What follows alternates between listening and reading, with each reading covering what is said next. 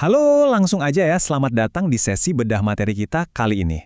Hari ini kita bakal bongkar sebuah realitas yang, jujur aja, sering banget luput dari perhatian kita, yaitu ketegangan yang lumayan luar biasa antara aturan hukum Islam kuno yang ketat banget dengan betapa kompleksnya sistem perbankan modern saat ini. Kita bakal bedah tuntas nih, apa aja sih tantangan praktik riba yang diam-diam mungkin ada di dalam bank syariah yang kalian pakai. Sebagai fondasi, kita mulai dari the absolute baseline dulu ya. Di Al-Quran, spesifiknya surat Al-Baqarah ayat 275, aturannya itu udah hitam di atas putih. Allah menghalalkan jual beli dan mengharamkan riba. Ini garis batas mutlak, nggak bisa ditawar-tawar. Secara historis dan teologis, hukumannya keras banget loh. Pelaku riba itu digambarkan bakal bangkit sempoyongan, literally kayak orang kesurupan, karena memakan harta secara batil.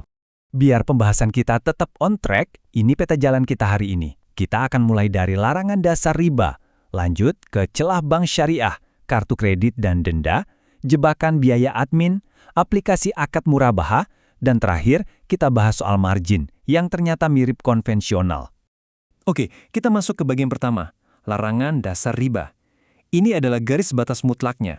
Nah, sebelum kita ngelihat ke sistem banknya, mari kita samain persepsi dulu soal apa sih riba itu sebenarnya. Secara harfiah, riba itu artinya tambahan, semacam cara buat menggandakan uang pemodal tanpa harus kerja atau keluar effort. Di slide ini, kita bisa lihat taksonominya yang membedakan dua cabang utama. Ada riba nasyiyah, yang basisnya itu hutang atau penundaan waktu bayar, dan riba fadl, yang basisnya pertukaran barang sejenis tapi dengan takaran yang beda. Intinya, ini adalah cara hukum Islam buat mencegah ada pihak-pihak yang dieksploitasi. Lanjut ke bagian kedua, celah bank syariah, ekspektasi versus realita. Di atas kertas, bank syariah itu kan seharusnya 100% beroperasi pakai prinsip syariah ya, tapi seiring berkembangnya zaman dan inovasi produk, realitanya jadi agak rumit. Ini memunculkan satu pertanyaan kritis buat kita semua. Mungkinkah praktik riba itu beneran terjadi di dalam layanan perbankan syariah yang kita pakai sehari-hari? Dan jawabannya, yang mungkin agak mengagetkan buat sebagian dari kalian, adalah ya, betul. Celah atau loopholes untuk praktik ribawi ini diam-diam udah menyusup ke dalam produk pendanaan dan pembiayaan modern. Begitu bank melakukan inovasi, nah disitulah area abu-abunya mulai bermunculan. Kita masuk ke bagian ketiga, kartu kredit dan denda, si jebakan penalti. Gini, kartu kredit itu pada dasarnya kan cuma alat bayar non-tunai yang menciptakan utang, selesai. Tapi, menurut praktisi keuangan Dr. Abdul Azim, masalah utamanya itu muncul pas kita telat bayar.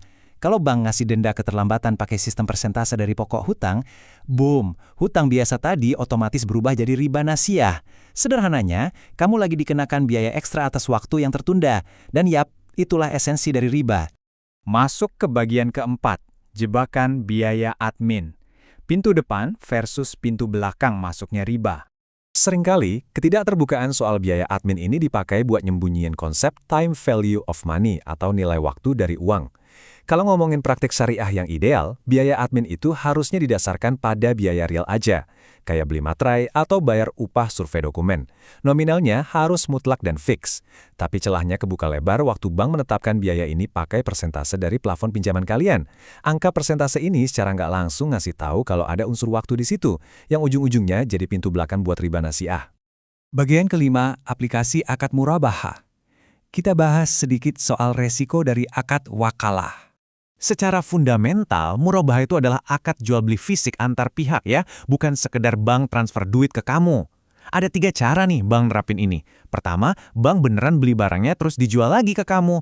Kedua, barangnya dikirim langsung dari supplier. Tapi coba perhatiin metode ketiga ini, wakalah. Nasabah dikasih uang tunai langsung ke rekeningnya buat beli barang itu sendiri. Emang praktis banget sih, makanya cara inilah yang paling banyak dipakai sama bank zaman sekarang. Tapi, disinilah bahayanya ngumpet. Bayangin kalau nasabah terima duit itu, terus berubah pikiran dan uangnya dipakai buat bayar hal lain. Atau parahnya, bikin kwitansi palsu karena pengawasan dari bank gak ketat. Kalau ini sampai kejadian, akad murabahah itu otomatis batal demi hukum syariah.